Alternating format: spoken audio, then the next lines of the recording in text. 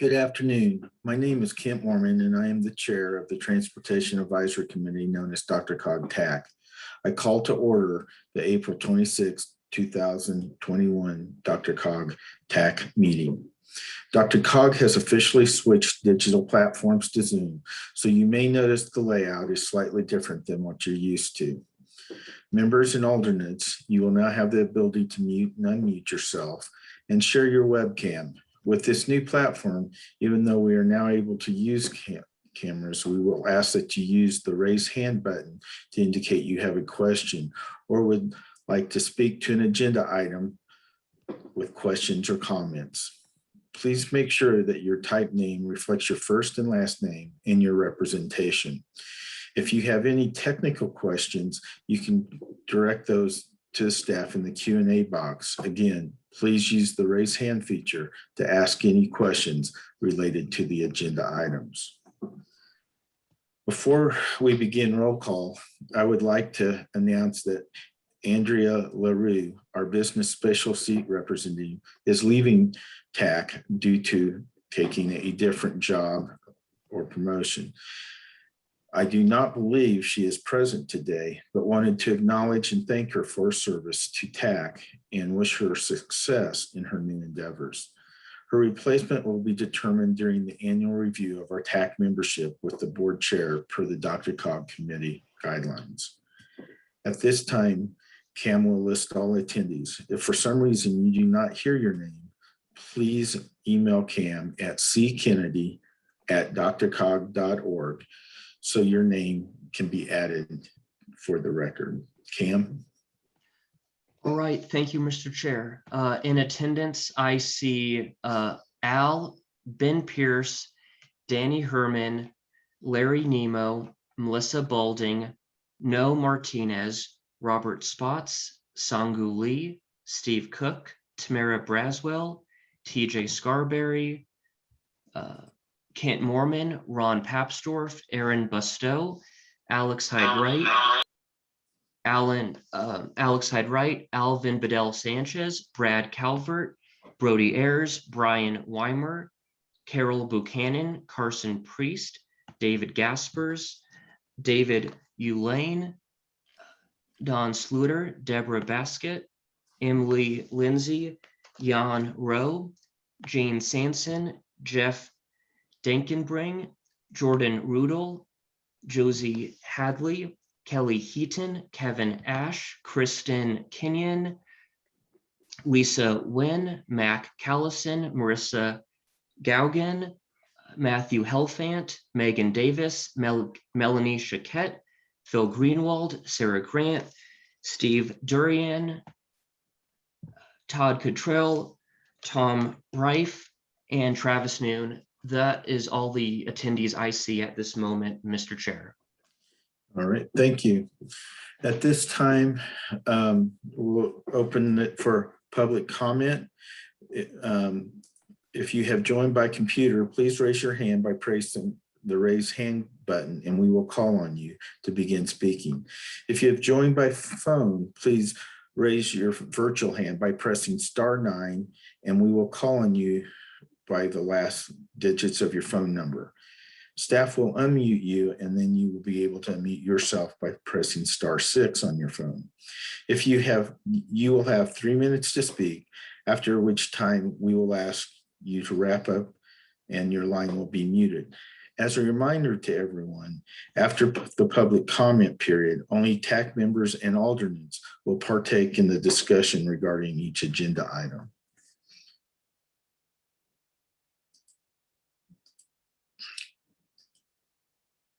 At this time, I do not see any hands raised or request to unmute. Do you concur, Cam? Yes, Mr. Chair, that is what I see as well. Okay. Well, at this time, then, we'll close public comment. Moving on to the April 5th, 2021 TAC meeting summary. Is there any discussion, corrections, or questions about the April 5th, 2021 TAC meeting summary? Please raise your hand button to indicate you have a question or correction or would like to speak.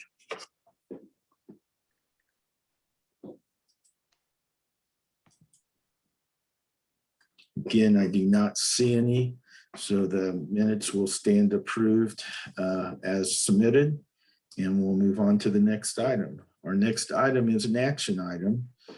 It is approval of the Federal Transit Administration, FTA, Section 5310, COVID-19 relief funding.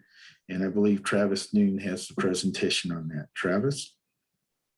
Thank you, Mr. Chair. I appreciate everybody's time here today. I'm here to discuss with you all the allocations of COVID relief funding that was provided for FTA Section 5310 projects.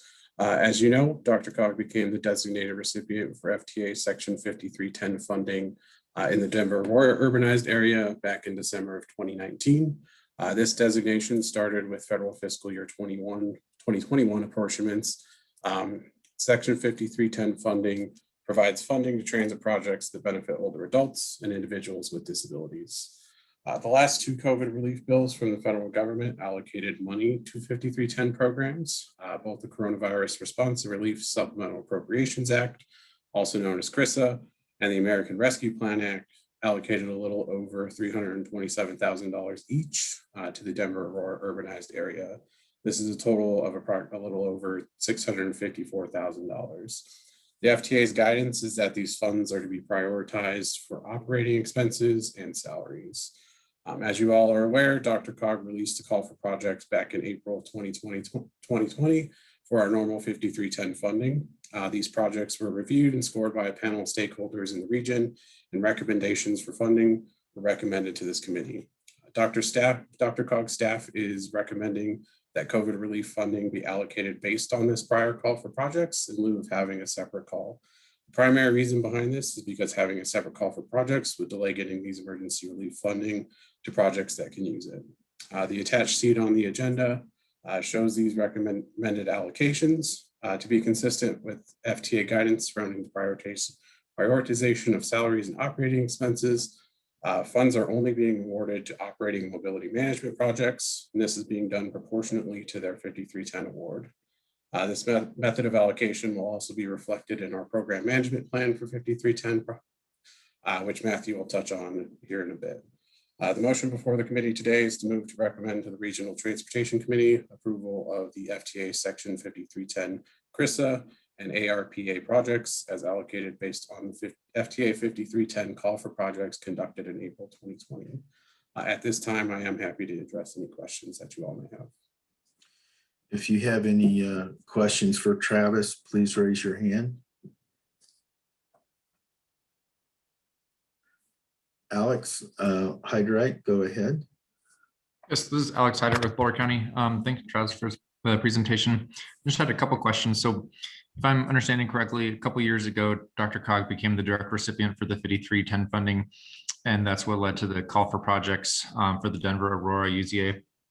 I was wondering, who's the designated recipient for the 5310 funding in the other three small UZAs that are within the DRCOG MPO? All of that is run through CDOT at this point still. Okay. Thank you. That was my only question. All right. Any other questions? Please raise your hand. Phil?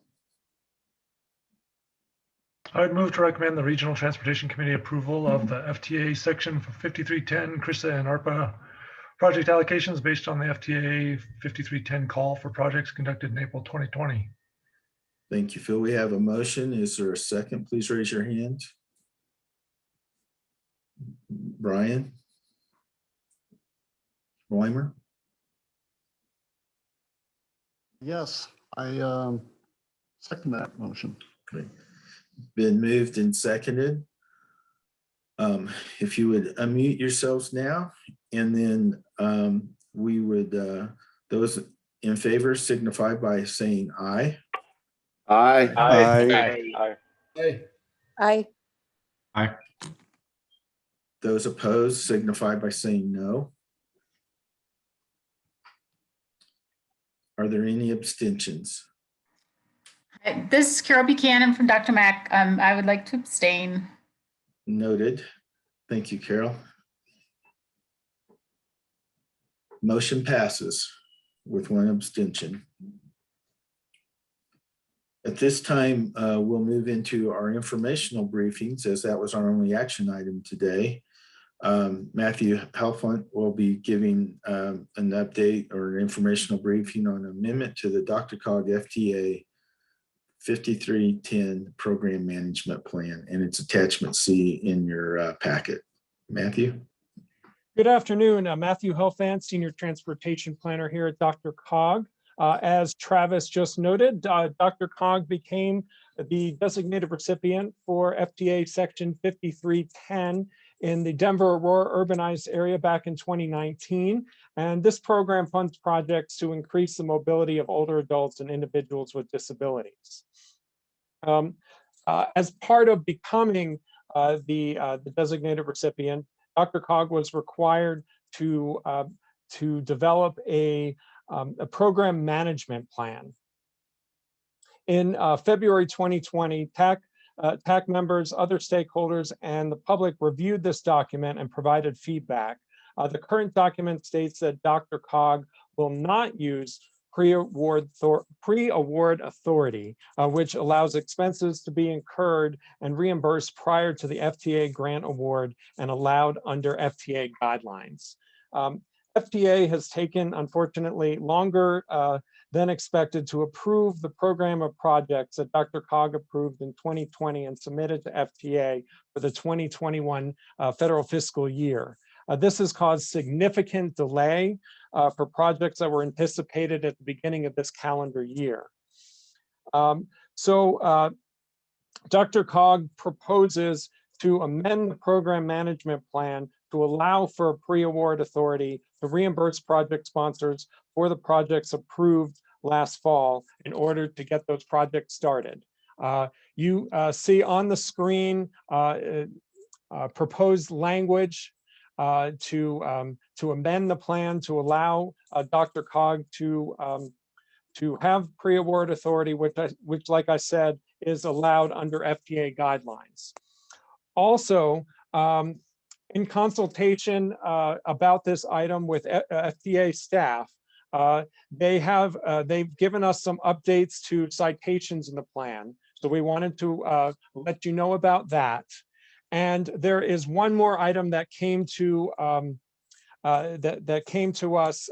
late last week, so we weren't able to include it in the packet. So I'm going to share my screen now.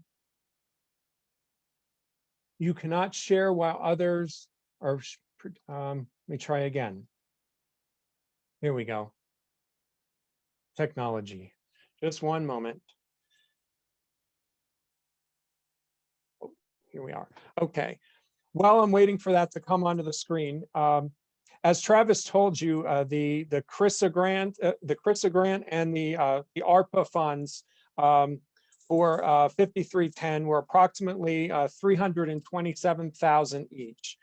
And one additional item, in addition to the pressing need for getting this money out, another key reason why we're doing the awards a little bit differently is the intent of these fundings is really to help current awardees weather the pandemic and not fund new projects. So I wanted to say that as well to supplement what Travis already stated. And so we were informed Friday by FTA staff that we should include in the plan a way to allocate the additional funding through both the CRISA and the ARPA programs. So you see on your screen now draft language that we propose to include to show to show how we will fund this. This is included in the CRISA rules, so we're required to include this in the plan. Also wanted to say, based on FTA staff guidance, the amended program management plan does not need to be formally reapproved by TAC or the board. However, Dr. Cog's staff wants to provide an opportunity for TAC members, stakeholders, and the public to weigh in on the proposed amendments. And I'd be happy to take any questions.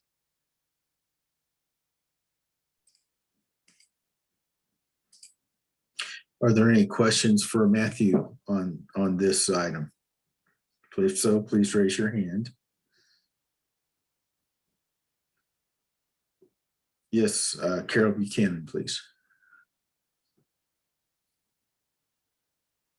So Matthew, I'm just trying to follow Sure. the timing of everything. And so for all the partners that work with people, older adults and people with disabilities. So there is these emergency funds, and then the previous call covered 18 months or 2 years. I'm trying to remember. It was 18 months. It's getting a bit in the weeds to say that it was it was a call for 18 months, but the contracts are separate. But yes, it was that was the reason for that, was to align it with the Older Americans Act funding, so that the next time there's a call for the 5310 Older Americans Act and the HST, the Human Service Transportation Tip Set Aside funding at the same time. So it all line up. Yes. And when will that be? You know, looking into the future, when will that be? Travis, do you remember exactly when we plan to have that call? Yeah, right now it's in October sometime, so. Oh, so it is this probably year. late Okay. October. Yes. Okay. It will be this. All right. Okay, thank you. Thank you, Carol. Any other questions? Please raise your hand. If not, thank you, Matthew and Travis, for answering those questions, and we'll move on to our next item. Our next item is an informational briefing on the 2024-2027 Transportation Improvement Program Development Schedule, known as TIP. And it's an overview of the process. Please be aware that the TAC, starting with the next item on the agenda, will start a deeper, in-depth discussion of each area of the proposed TIP process. Therefore, I would ask that our discussion on this item be limited to the schedule and a general overview. It's Todd's plan to present this item and then go into the next item, which will be a TIP policy development regional share. So Todd, I'll let you take item 6, and maybe at the end of the schedule there, presentation and general overview, you could take some questions there before you go into item 7. Thank you. Yep, certainly. Thank you, Mr. Chair. So this agenda item, I really wanted to cover 2 basic items. First, we can talk about the schedule, and then second, just do a high-level overview of the dual model process, not only for a review for those who participated within this last cycle, but probably more important for those who are relatively new to the process and might not understand every aspect that goes into it. So what you're seeing on the screen here is a draft schedule that we're looking at to develop the 24 to 27 TIP. Obviously kicking it off here with the dual model overview, and then continuing right into the regional share and the regional panel discussions that we'll have in this next agenda item. So not only for the regional share, but also for the regional and sub-regional funding split, probably what staff consider really the highest level of priority as we go through sort of the schedule. And I think a lot of the discussions that we're going to have around these 2 topics kind of really set how the rest of this rest of these discussions are going to take place. So as of right now, we're planning on holding all of these discussions at the regular scheduled TAC meeting.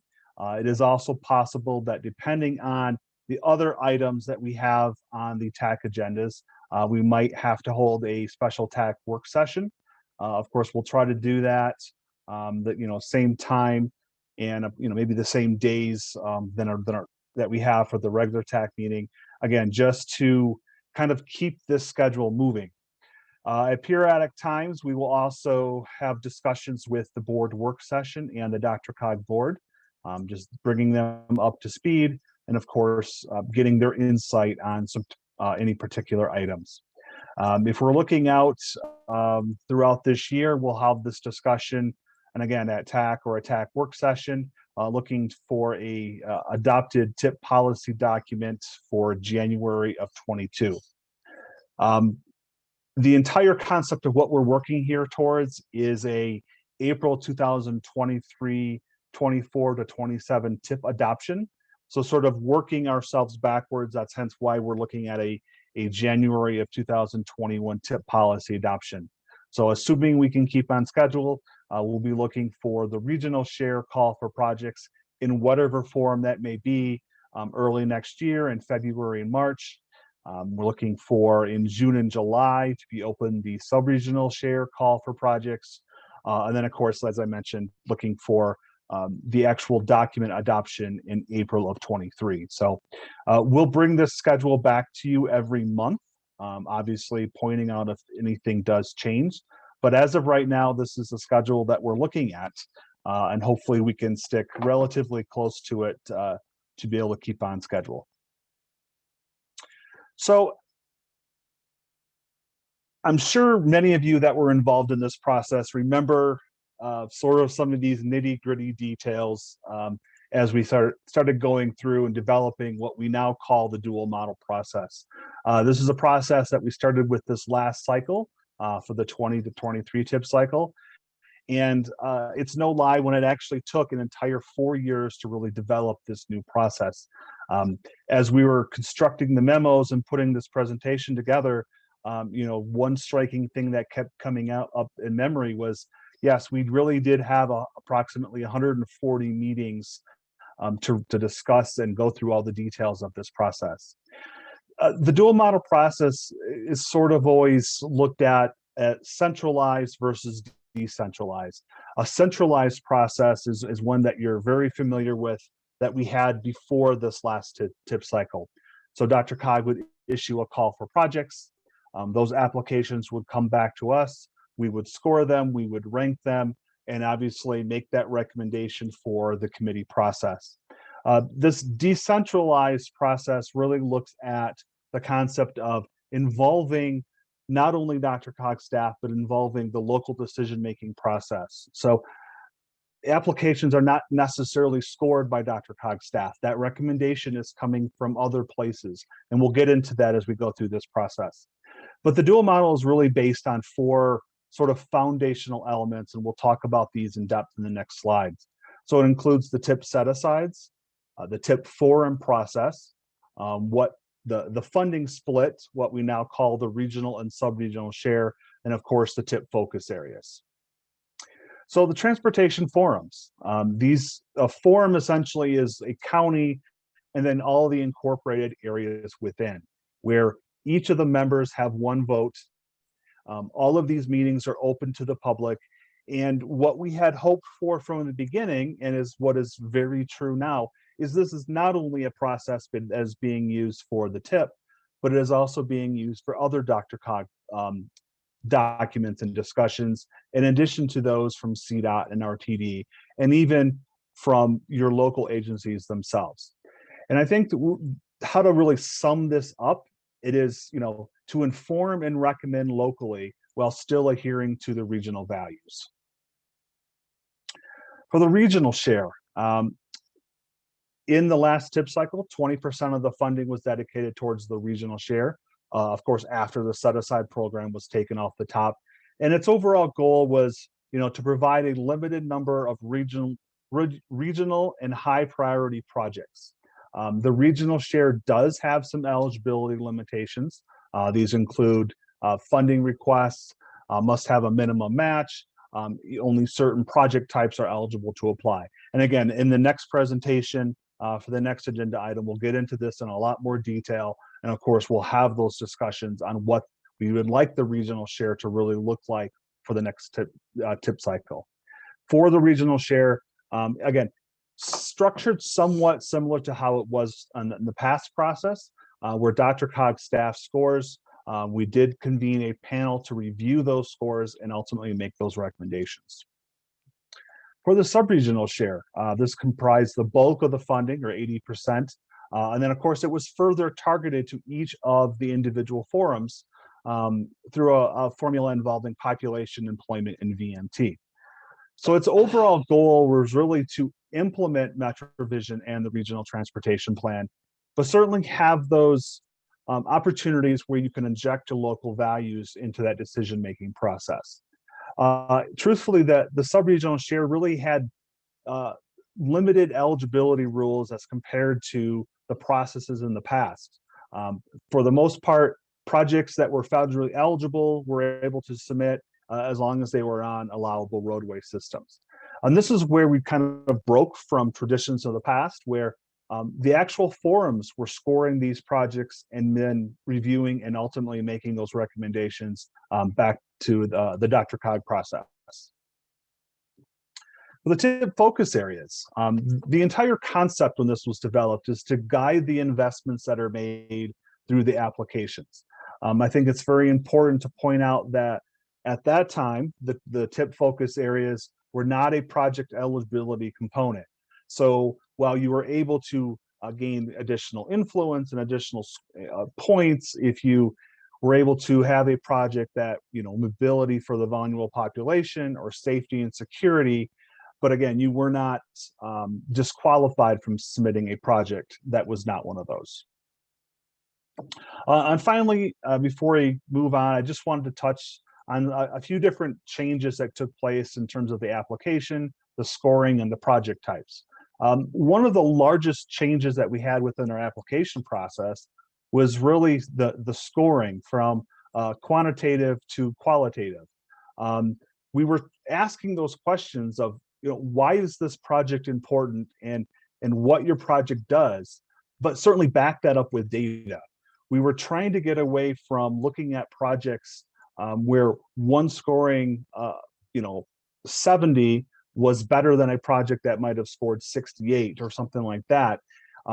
By converting this 100-point scale into sort of buckets of high, medium, low, where you could tell that a project that was low versus a project that was high, and then again, having those discussions about which projects in that sort of individual groupings might have been more suitable for funding. And of course, another large change that we made within the project types is by removing the requirement to submit within those certain buckets of funds named within those certain project types. So that sort of concludes this high-level overview. Before I move on, I might stop here, Mr. Chair, and ask if there's any comments or questions that anyone might have on the process. If you have questions or comments on the process that you'd like to ask Todd, please raise your hand and we'll take questions.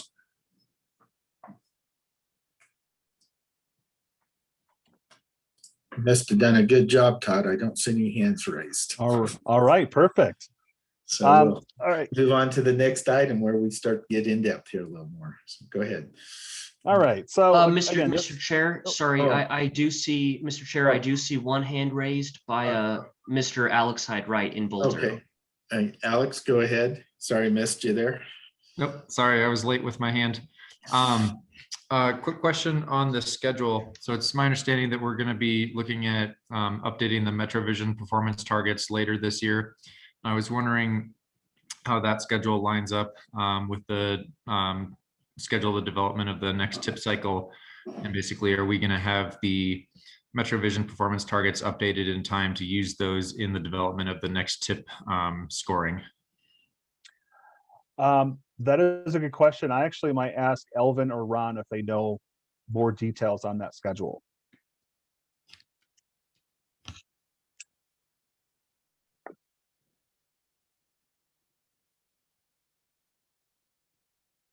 Elvin's not jumping on, so I will. Ron Thanks, Chad. Fabsdorf, Transportation Director, Dr. Cog.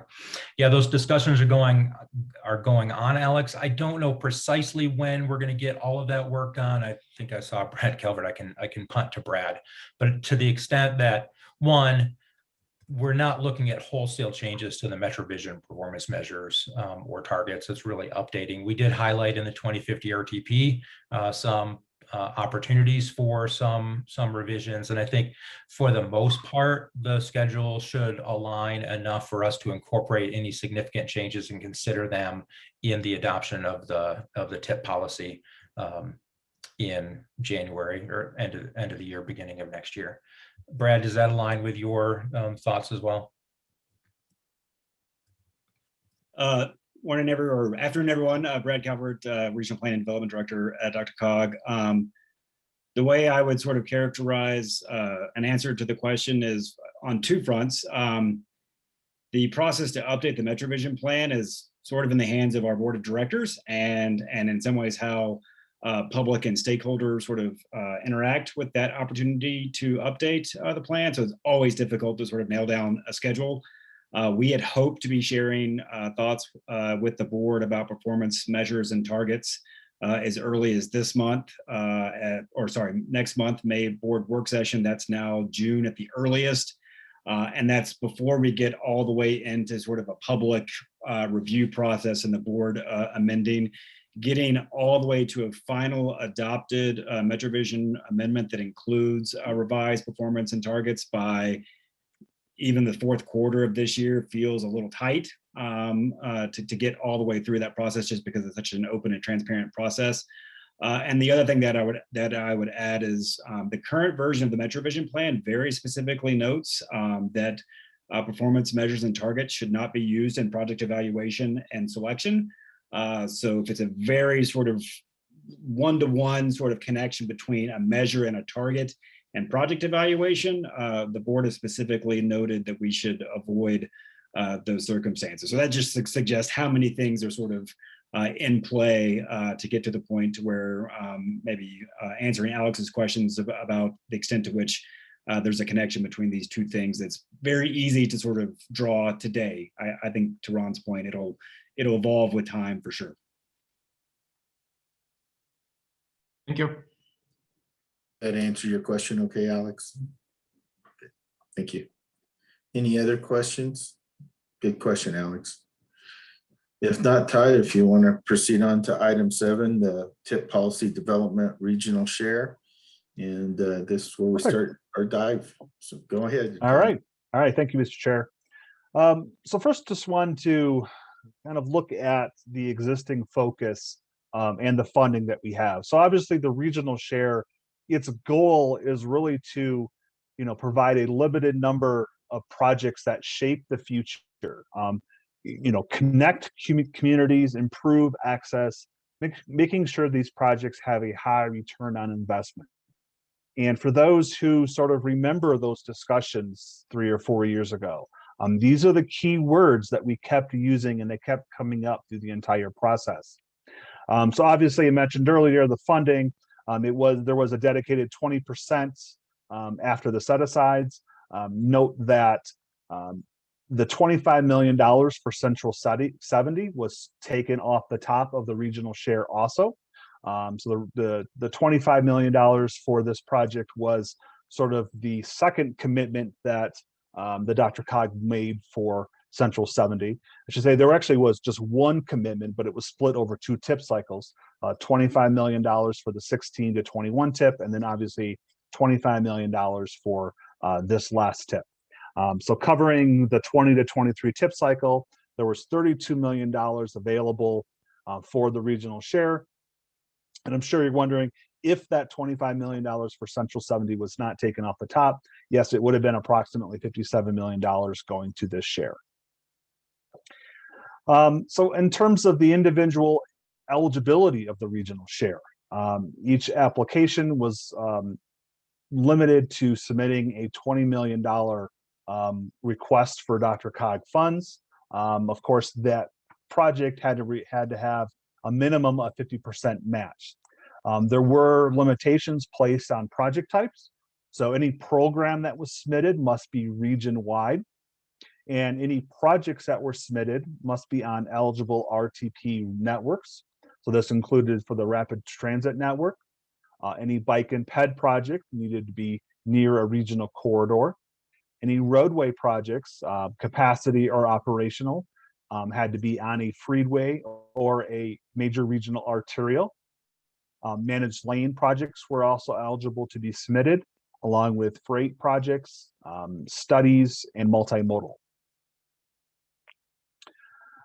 Sponsors were allowed to complete these applications, but they submitted them directly to their individual forums, and each individual forum was allowed to only submit a maximum of 3 applications to DRCOG. RTD and CDOT were allowed 2 applications each. As I mentioned previously, DRCOG went through this process to score.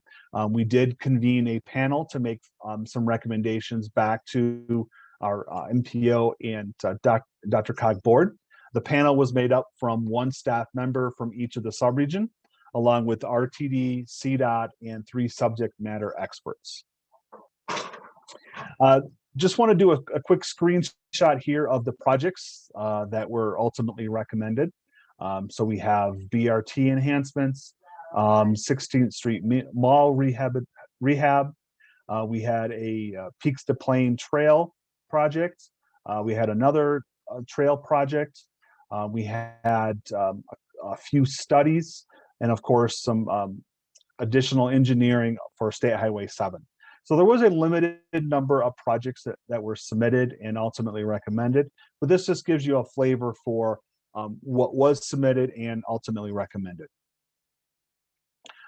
So after every tip cycle, DRCOG does go through an analysis of sort of what took place in the previous cycle. Are there any lessons to be learned, et cetera? And I think the regional share was what we would describe as receiving the most critical comments. Certainly there was a lot, and I guess maybe not critical might not be the right word, but there were certainly a lot of comments that surrounded the regional share. And this, I think a lot of this goes back to the earliest discussions that we had, and sitting around as a committee trying to really decide and come up with some verbiage to decide what is a regional share project. And actually, I think, Mr. Chair, it goes back to some things that you had said 4 years ago. You really know it when you see it, but it's really hard to describe what a regional project is. And those sort of the comments that that keep coming back to when we talk about the regional share. So now we can get into some of the discussions on what we may want to recommend for a regional share and what it may look like in the future. DRCOG noted several options that we kind of laid out to sort of begin these discussions. We also included some DRCOG comments. So simply, what is included here on the screen in your memo, we're not limited by that, but again, I think we're trying to get that conversation started and trying to figure out over the next couple of meetings really what we would like a regional share to be. So one way to go about it is keep the regional share pretty much like it is, except for some maybe minor changes. The exception to that is, though it is fairly simple to do, it doesn't necessarily resolve any of the major concerns that we heard once, in the post-tip analysis. To one extreme, could we relax the criteria to allow even more projects? One of the issues with this is that, yes, it really does loosen what a regional share is and what its focus is. And it sort of goes against the comments, again, that we already had received. On the complete opposite end, could we tighten the criteria to allow even less projects? Throughout the comment period, there was a lot of comments that we heard, including to not allow bike and ped projects, arterial roadway, and interchange projects. Most of these comments centered around the fact that these are more isolated, location-based improvements and really do not have an effect region-wide. This next comment really is centered around where it can be used in conjunction with other options. So looking at just using it with other options that we may talk about going forward. But what about if we looked at the regional share process where we could sort of not necessarily have those discussions on a forum level, but really talk about it at the MPO committee process and have those discussions there, since we are already in one room together, even if it's virtually. The next concept is to fund only maybe a one or a few projects or programs that are out there. The idea is that this would make the most of the available funding. Whatever that exact funding will be, we'll figure that out at a later point.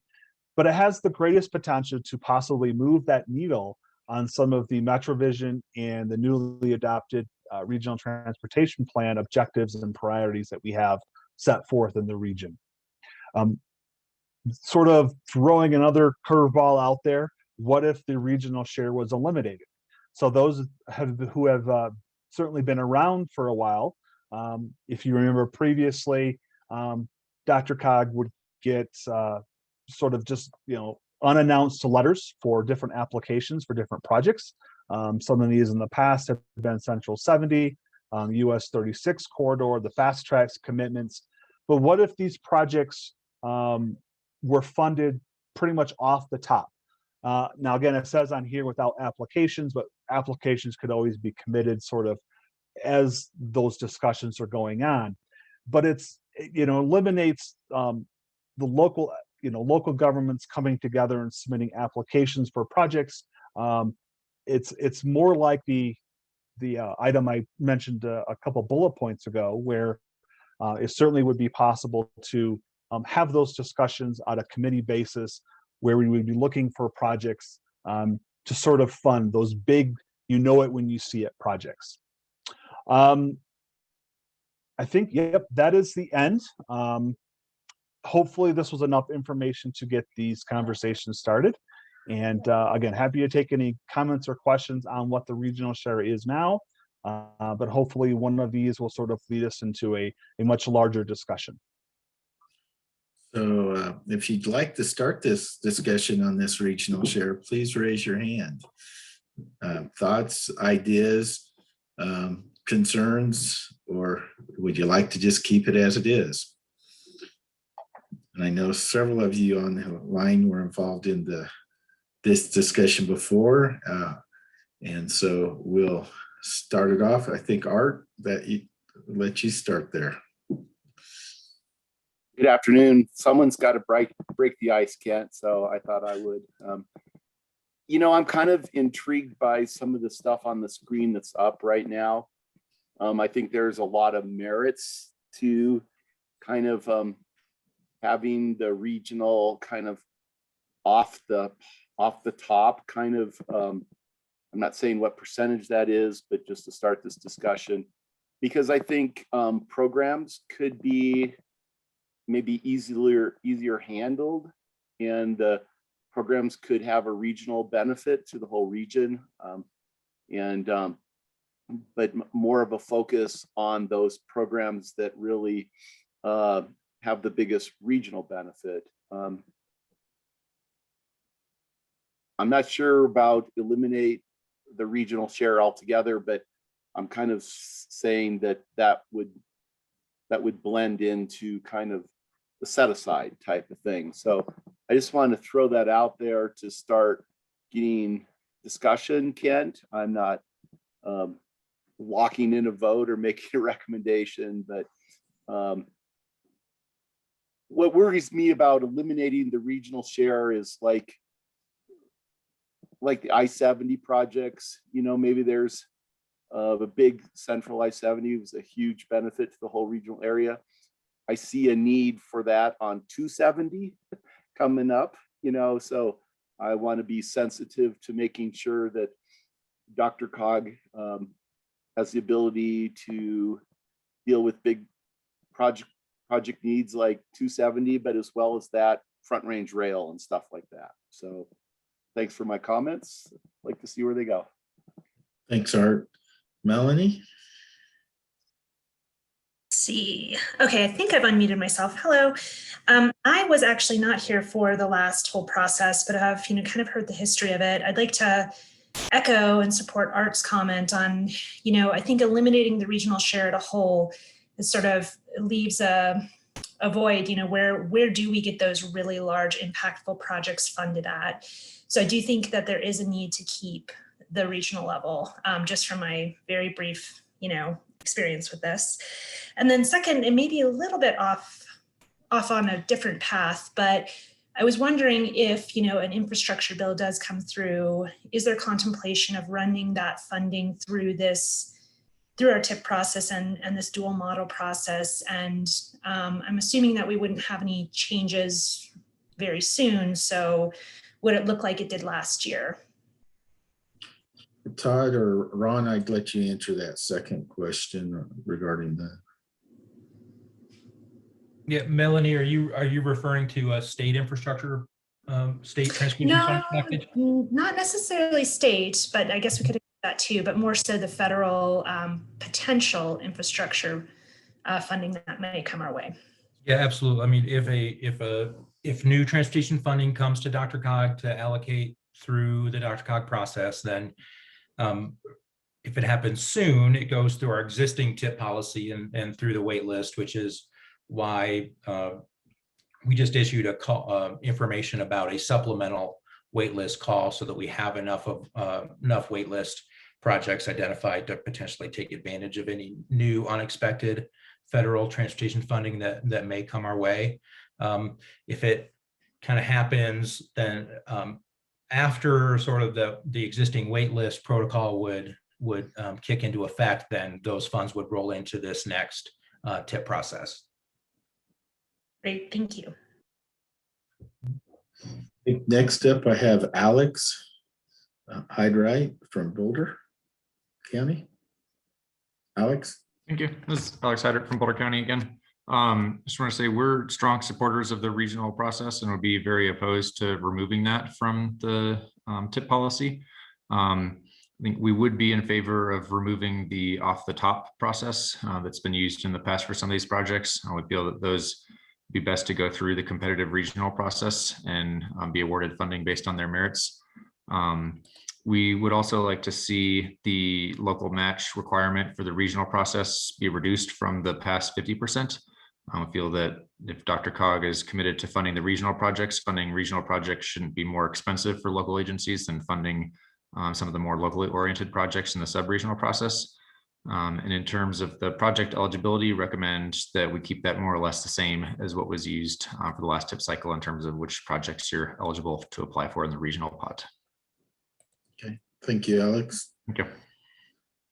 Brian, I believe you're next, Brian Weimer.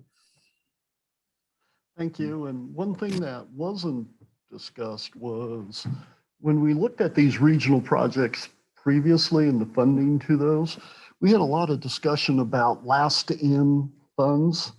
And that was that there was partnerships on some of these, that it wasn't necessarily DRCOG funding all these type of projects. I think the examples that you show on there are examples of that, right? US 36, fast tracks, those type of projects. So, that wasn't really mentioned, but I think that is a big component of this, realizing that if we fund a larger portion of it, essentially what it's doing is supplementing CDOT's budgets and taking away from the local share that DRCOG is being thrown at in terms of their funding. So I think we need to consider that. I would be in agreement that I don't think we get rid of it. I think there's benefits of it, but I think we need to consider some of those. And kind of along the comment of being prepared for stimulus money or some new money coming in, I think it's an understanding of the maybe constraints that come along with that. Let it be timing or whatever. And I think we need to build some flexibility into our system to account for that. Let it be, is it a different type of project to allow us to spend money more quickly? What does that look like? Because I think where we ran into challenges in this last cycle was the timing constraints. And are we able to get the money spent similar to what CDOT did with their funding, i.e. putting it toward a lot of rehab type projects, something like that, where we didn't have that capability at the local level. So how can we integrate something like that? And I know that's a different discussion than the regional, but wanted to point that out. Okay, thank you, Brian. A quick question for you, Brian. Wasn't that the reason we came up with the 50% was so that it was not necessarily first money in on those regional projects? That's what I remember. That is correct. Okay, that's what I remember also. Phil Greenwald with Longmont. Go ahead, Phil. Thank you, Chair. This is Phil Greenwald from Boulder County / Longmont.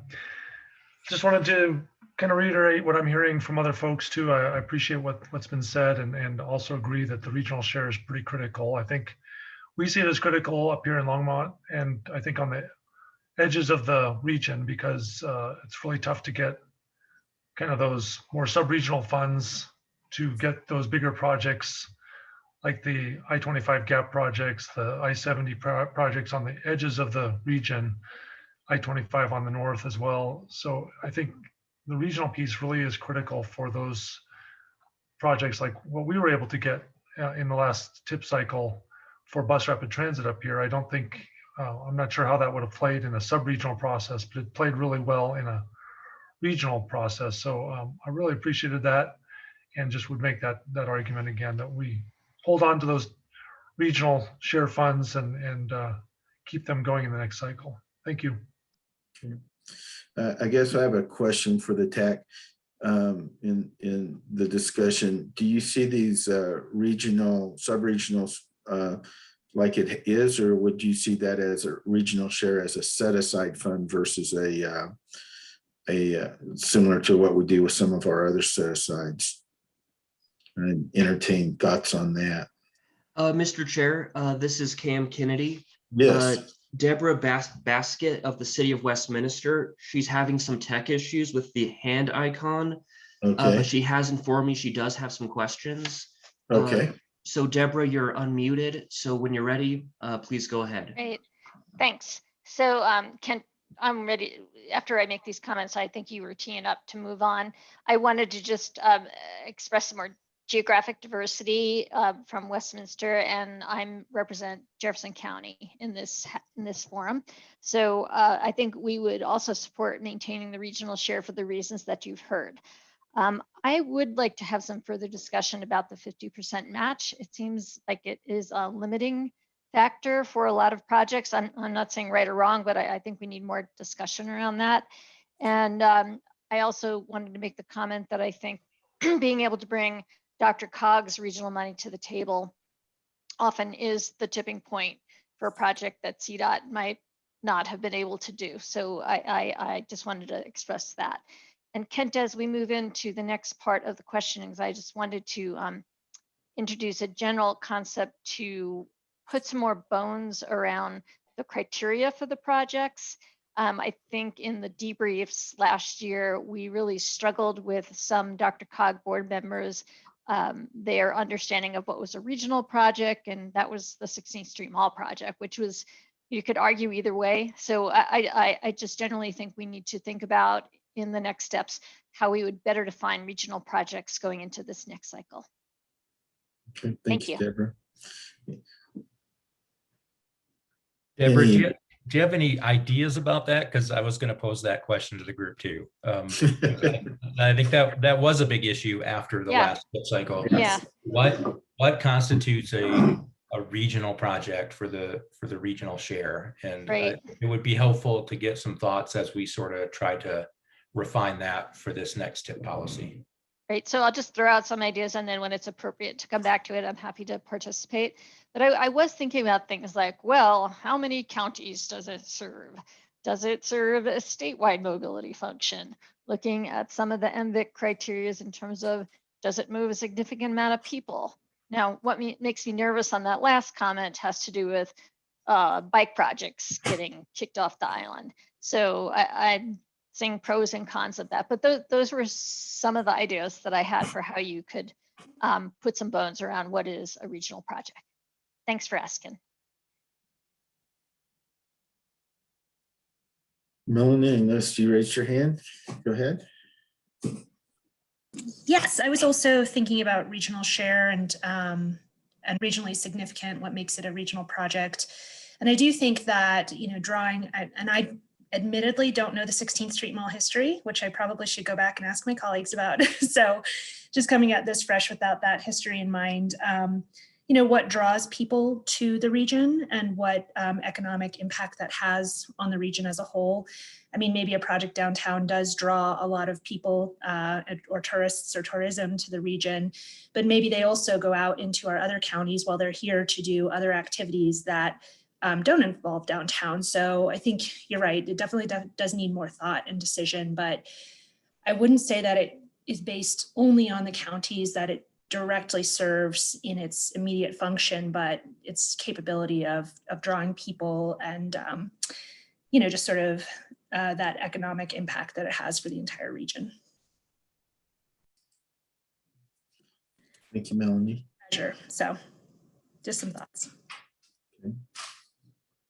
Along the question that Ron and Deborah have brought up, are there any other ideas on how to define a regional project?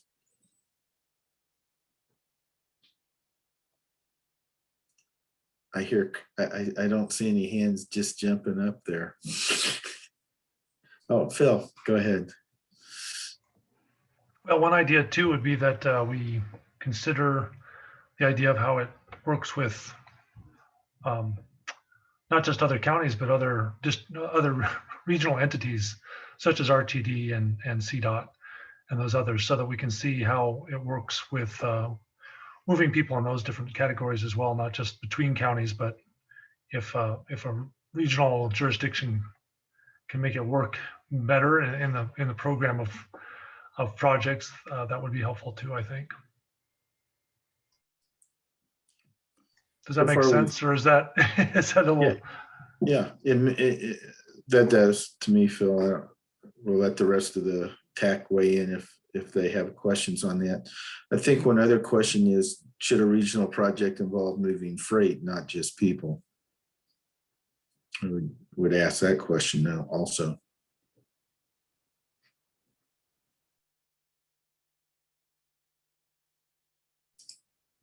And again, we're having discussion, so please raise your hand if you want to join in.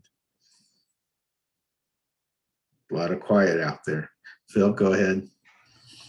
Well, I would just agree. I think moving freight is obviously a big issue these days, and with pandemic, moving all the goods and services that we needed to move during that time is still going on, obviously. But yeah, I would completely agree that moving of freight is a regional issue in my mind, anyway. Thank you, Phil. Melanie? Yep, I was going to say the same as Phil. I'd go ahead and support that the movement of freight is only increasing, becoming more topical, more important, and definitely affects us in even statewide. So I would hope that we could look towards a definition that might include that. Okay.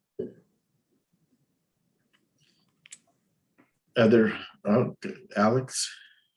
Yes, I was wondering if somebody could address the implications of changing the regional to a set aside in line with the other DRCOG set asides. I'm not quite sure I understand what the implications of that would be as opposed to the current sub-regional regional approach. I'll take first shot at it, Ron, and then let you weigh in a little. I see it as, if it's a set aside, it could be a separate call, and it might be it might not come through the forms. It might go directly into a call like we do our current calls, where they'll go directly into DRCOG staff.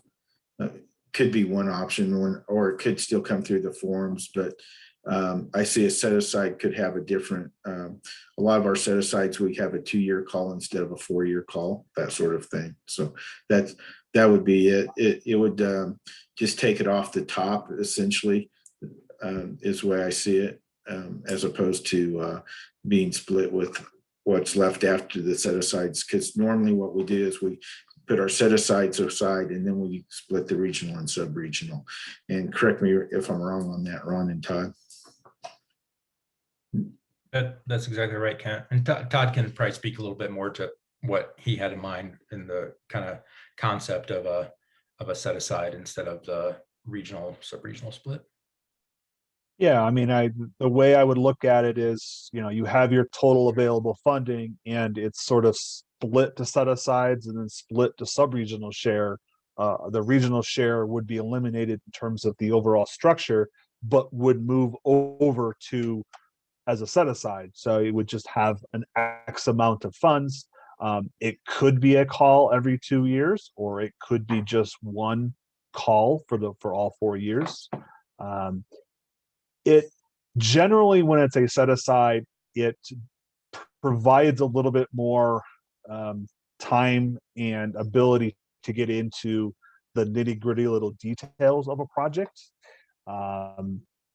It's more of a structure change. It doesn't necessarily change what the eligibility or funding may be. So, and again, it's we can make it whatever we want.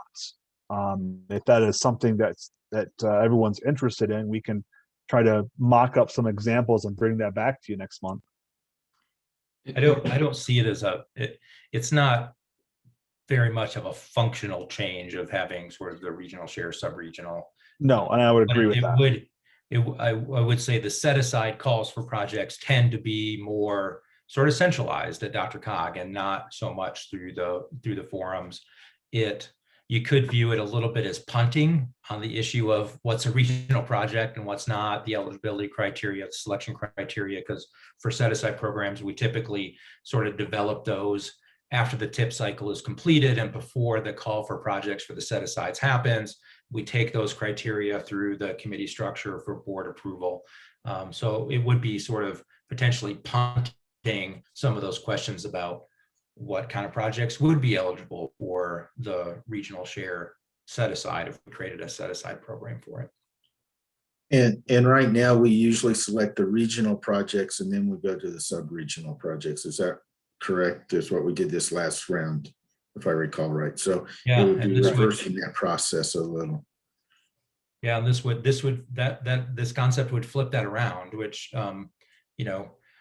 there were some unsuccessful regional share applications that did not get awarded through the regional share process that then subregions kind of submitted through the subregional process and got awarded funds through the subregional recommendation process. You would lose that opportunity potentially through creating a set aside program. In the recent era where we've had new unanticipated federal money come in that has then increased the amount available to the regional and sub-regional, that has not increased the amount of money available to the different set-asides, correct? So if regional was a set-aside and new federal money came down the pipeline, the regional share would be what it is, but all the new money would go to the sub-regional process? As the policy stands now, correct. And thank you for queuing up a future discussion item as part of our policy discussion, Alex. That's one of the conversations we want to have in the future. Yep. Thank you. Okay, thank you. Does that answer your question, Alex, or yeah, concern? Yeah. Good questions and observation there. I have Melanie and then I have Sarah. So Melanie. I actually think I was going to echo what Alex's maybe slight concern. That sounds like we'll go for future discussion.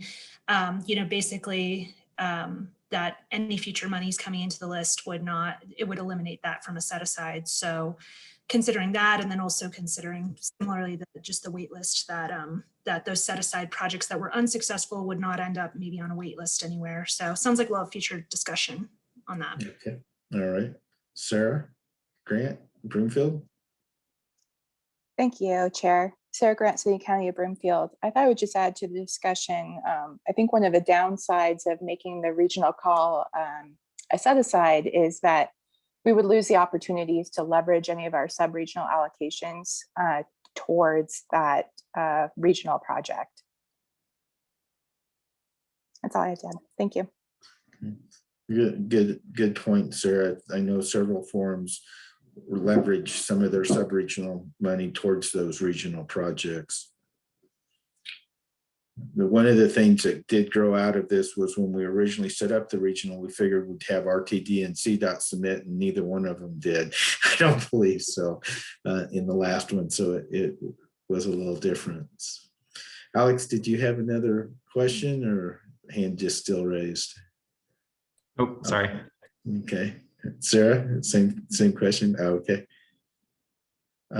Any additional thoughts or questions, or Todd and Ron, does this give you guys enough to start thinking about to bring something back to us? Or I think certainly we'll explore more, maybe provide several examples of what a regional share project could be. So we'll try to focus that discussion. We'll look at some of the eligibility components and maybe bring back some examples of things that you could talk about. But I think overwhelmingly what we heard was, let's keep the regional share. Let's make some edits to it, but let's go ahead and keep it for the next process. So, are you going to bring back an attempt at a definition? I think what we can do is bring back several versions of a definition and sort of get everyone's feedback on what that may look like, and then not necessarily take a vote, but we'll have a good idea of what people may like or not like, and we certainly can use that going forward as something that we can look at. And of course, I think, and again, we're trying to keep everything on schedule, but we certainly plan to bring this agenda item back to you next month. And if we do not have a resolution at the end of our meeting next time, I think that's perfectly fine. We can still have a little bit that needs to carry over, as we see fit. But we certainly will start having discussions, because I think as soon as we sort of nail in what a regional project is at the next meeting, we'll probably want to kick off those discussions that really lead into, all right, well, what is the percentage split that we should probably have for this cycle? So try not to lose a beat, but we certainly will bring some information back to you. Art, you had a question or a comment? Yeah, can you hear me? Yes. So thanks. So if it's coming back next month, will we be able to discuss like how many projects each agency gets to submit in the regional, what amount? I think that Brian and Kent brought both good points, that this isn't, this was kind of like the last minute in, and I think that's how we came up with that 50-50 match for these larger regional projects. It was kind of,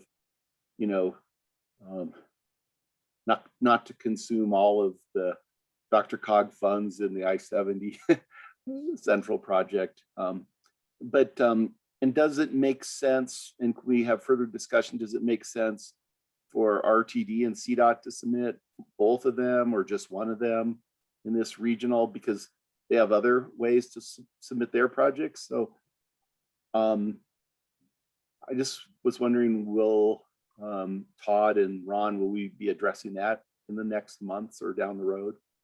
Thanks.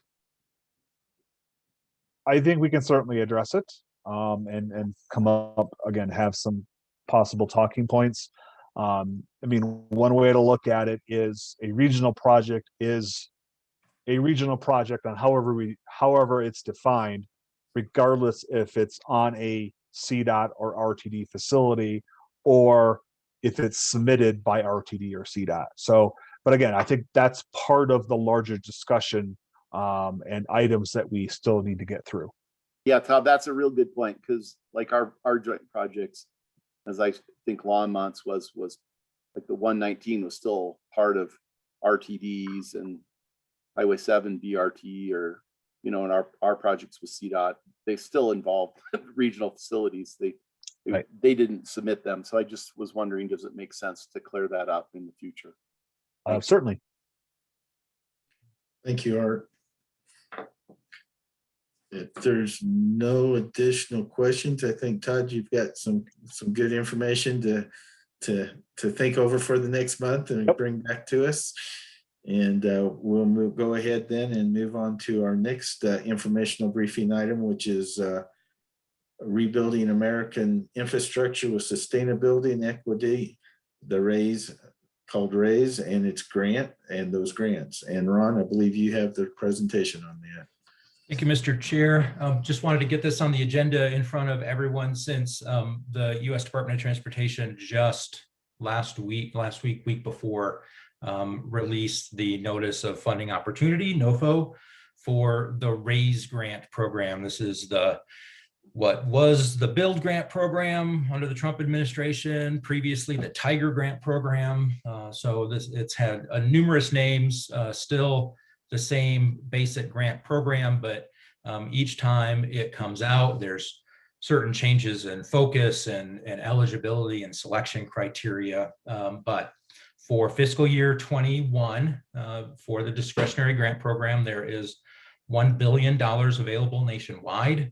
The NOFO identifies kind of a focus on safety, environmental sustainability, quality of life, economic competitiveness, state of good repair, innovation and partnership. The department states that they are going to prioritize projects that can demonstrate improvements to racial equity and reduce impacts on climate change and create good paying jobs. So those are focus areas for this round of the grant program. The minimum, well, let's see, out of the $1 billion, they will be awarding 50% of the funding to projects in rural areas and 50% of the funding to projects in urban areas. Those definitions can be found in the NOFO, but basically they're defining urban as projects within urbanized areas with a population greater than 200,000 people, and any project outside of those areas is considered rural, which is a little bit different than some other definitions of urban and rural. So pay attention to that. Aside from that, the minimum grant size is $5 million. Is a minimum grant for an urban area project, $1 million for a rural area project. The maximum grant amount that can be requested is $25 million for any one project. No more than $100 million can be awarded total to projects within any one state. Finally, up to $30 million out of the billion can be awarded to planning grants. And those are projects that do environmental clearance, pre-planning work, design work for eligible capital projects from the eligible projects that are eligible for the RAISE grant, or for other planning activities like master plans and corridor plans.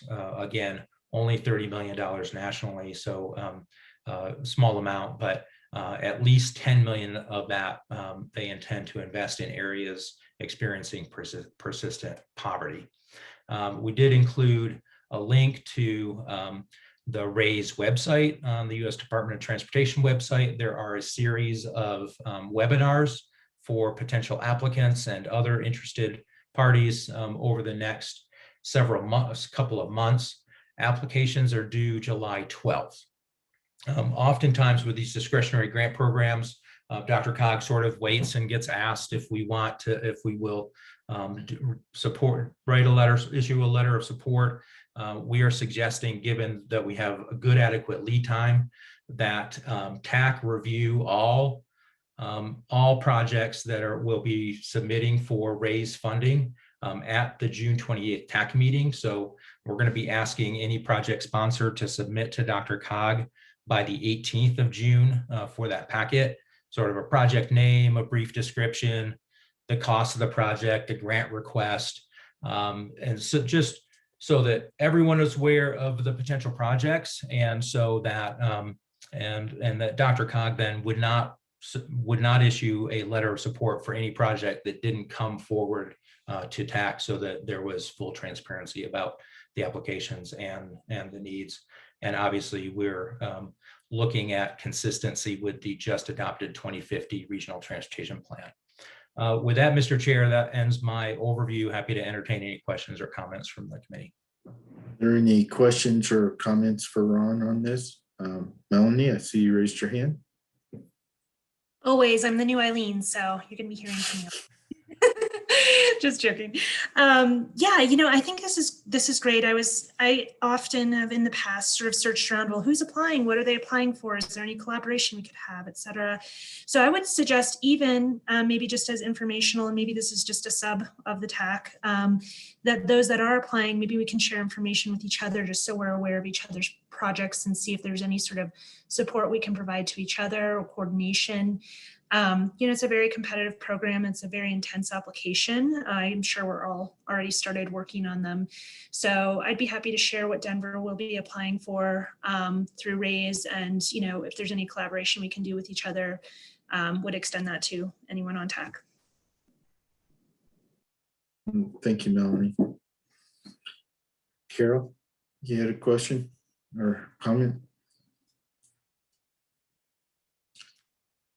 Yeah, I was just curious as to what kind of projects have been submitted in the past, or maybe Melanie would like to share a little bit about what they're thinking about. So, thanks. Sure. Well, I do know, and Ron, you can probably speak to this as well, that on the formerly Build website, which is now I'm sure RAISE, they show all the projects that were awarded in the past however many years, even when it was Tiger. So there's a lot of exploration you can do there. And I think with each administration, the priorities change. And I was happy to see that this year, some of the criteria was focused more on equity and multimodal and things that were not maybe in the past administration. So I think that's a positive. We submitted 2 years in a row for probably to no surprise to anyone, Broadway and I-25 project, and we're not awarded. This year we are looking at our larger Washington area project and currently sort of developing the scope and hiring a consultant to help us with the application because it is such a intense effort.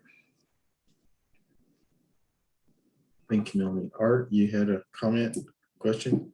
Yeah, Ron, will CDOT be asking letters from DRCOG, and when might we know when CDOT, what projects they're going after? Because, one of the things is a lot of projects that we've gone after for these types of grants, build or infra, et cetera, have been on the state highway. We have to coordinate with them. Do we know when might we hear from CDOT what projects they're going after? And I know Herman had a strategy before on infra when we went for the South Gap project that they encouraged local agencies to go after projects other than just them picking one or two. So do you have any information related to CDOT's strategy? I don't have any information, and won't speak for CDOT at this point, Art, and they're welcome to chime in. I will say that our expectation at DRCOG is that if CDOT wants a support letter from DRCOG for any of their projects, that they also would be subject to providing information at the June TAC meeting. So that's at least our expectation.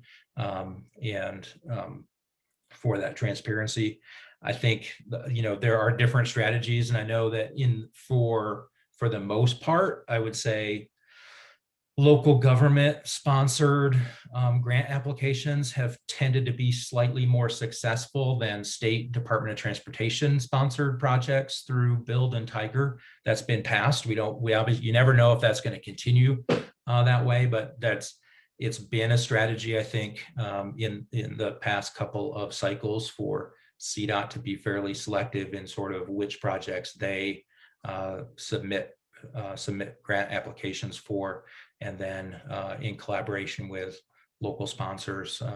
Sometimes there's been the sense that a locally sponsored application may be a little bit more successful, even if there's a strong partnership, obviously, in concurrence with CDOT on the priority. So I certainly would encourage anyone that has an interest in a grant application on a state facility, you should be talking to CDOT early and often, at the very least. To your question and Melanie's question, I guess it raises one question: should we set some time aside at the May TAC meeting, kind of less formal, but at least an initial opportunity for local and CDOT project sponsors to bring information forward about, hey, we're thinking about this, we're exploring this, hasn't been a final decision, but at least start that conversation there. And then obviously anyone that is gonna submit a project closer to the deadline, that June meeting kind of becomes the formal disclosure of that. Would that, Melanie and Art, would that address your issues? I think that would be very helpful, Ron. And the reason I bring that up is because I think a lot of these are tied to each municipality or whatever. DOT can only submit like 3 projects or something. So CDOT has a hard time sometimes just submitting 3, and they actually have encouraged us to submit projects, like you said. So I think that's a good idea, Ron.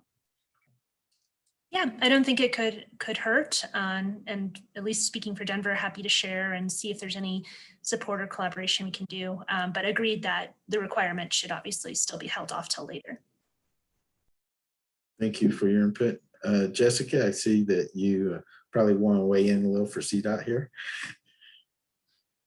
Hi, thank you. Yeah, the comments are really good. Thank you, Ron, for mentioning if you are looking at submitting something on a CDOT facility, it'd be great to kind of see that and collaborate together on those applications.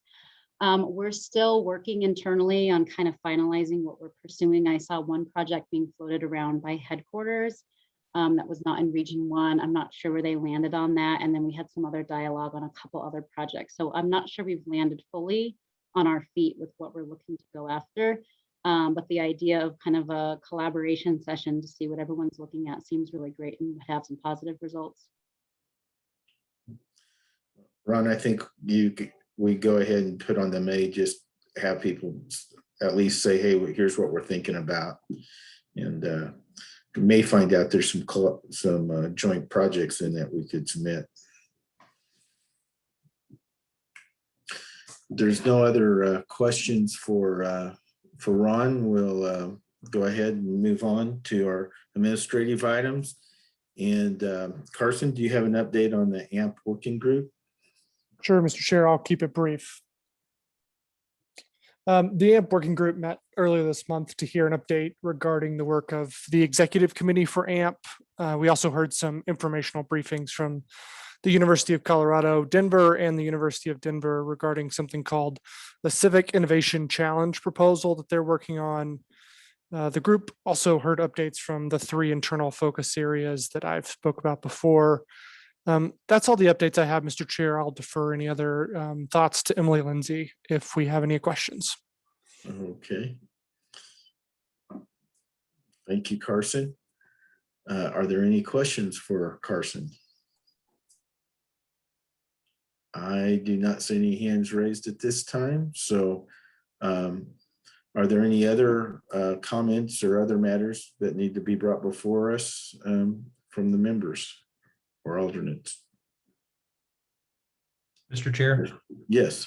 Sorry, just one quick thing, just for members and alternates. One of the reasons that DRCOG chose to transition from GoToMeeting to Zoom for our virtual meetings was to allow a little bit more interaction. I know people tend to be a little bit shy, not want to be on camera all the time, but for future meetings, you are more than welcome to turn your camera on, trying to get a little bit more face-to-face interaction in these meetings and a little bit more discussion. And totally understand people are sometimes reluctant to have their camera on all the time, but you're welcome and encouraged to do that for TAC meetings.